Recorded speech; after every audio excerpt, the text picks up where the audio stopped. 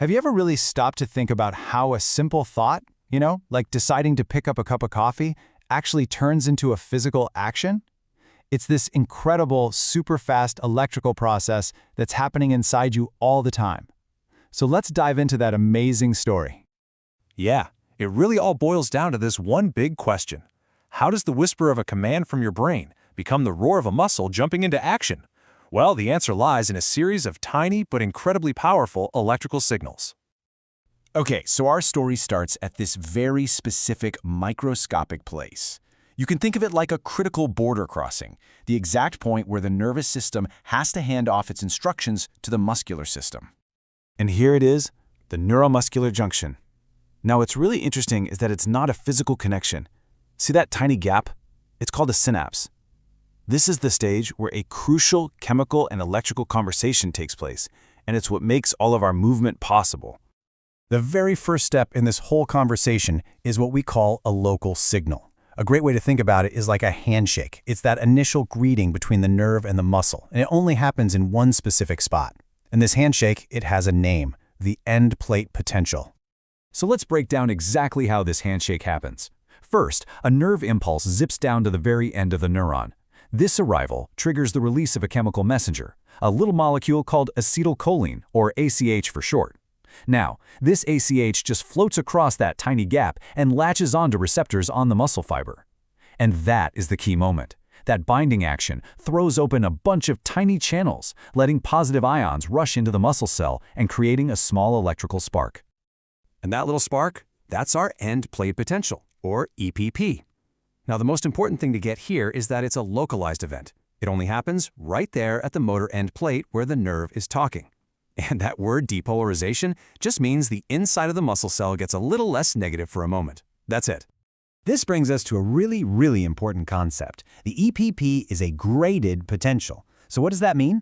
Well, think of graded potentials like a dimmer switch for a light. The more acetylcholine the nerve releases, the more channels pop open, and the bigger and stronger that end plate potential gets. It's not just on or off, its size really matters. But here's the thing. A small local spark isn't enough to make an entire muscle contract. That spark needs to ignite something way bigger. So let's see how this little handshake can build into a wildfire that just rips across the entire muscle. So remember our graded, localized end plate potential? That's our initial trigger, right? It's like the match being struck. And if that spark, that EPP, is strong enough to hit a certain trigger point, a threshold, it ignites a completely different kind of signal. A massive, unstoppable wave of electricity that's going to sweep across the entire muscle fiber. And that wildfire, my friends, is the action potential, or AP. Now, unlike our graded EPP, the action potential is all or nothing. Once it starts, it's always the same size, always the same strength, and it travels down the entire length of the muscle fiber without fading away. It's not a dimmer switch, it's a light switch. It's either completely off or it's fully blazing on. This image here just perfectly illustrates the AP's mission. You see, it doesn't just hang out on the surface, it dives deep into the muscle fiber through these little tunnels called T-tubules, and its whole job is to be the key that unlocks the vault, releasing the final messenger, calcium ions. It's that flood of calcium that actually causes the muscle to contract. Okay, so let's put them side by side to really nail this down. The end plate potential, it's graded. It's local, and it fades out. It's the quiet, initial conversation.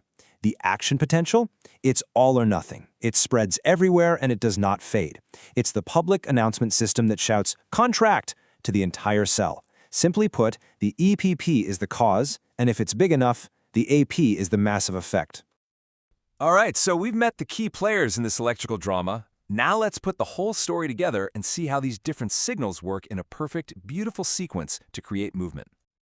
This flowchart lays it all out for us. So follow along with me here. It all starts with that action potential in the motor neuron, right? That causes the ACH release. The ACH then binds to the receptors, which opens up the channels and creates our graded end plate potential. Then, if that EPP is big enough, it triggers the all-or-nothing muscle action potential. That AP travels down the T-tubules, it releases calcium, and boom, you get muscle contraction. It's just a flawless chain of events. This table really is the perfect summary. So think of it this way. Graded potential is like a general category of signals that can vary in strength. Our end plate potential is a very specific, supersized type of graded potential that only happens at the motor end plate. Its entire job is just to be strong enough to kick off the action potential. The action potential, though, is a whole different beast. It takes over, spreading along the muscle with one single mission: release calcium and cause that final contraction. 3 distinct signals, 3 unique roles, 1 seamless process. You know, this is a remarkably precise and reliable system, but it's also a very delicate electrical dance, which of course raises a pretty critical question. What happens if something interrupts the music? And, well, disruptions definitely happen.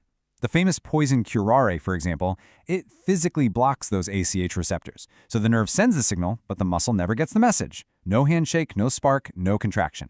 It causes paralysis. And in medicine, we actually use this to our advantage with muscle relaxants during surgery, which basically do the same thing in a very controlled way. It just goes to show you how absolutely vital every single step in this chain is. So, from the graded potential's little whisper to the action potential's powerful command, this really isn't just some abstract biology. It's the fundamental language of movement. It's the electrical code that translates our will into action, and it powers every single thing we do.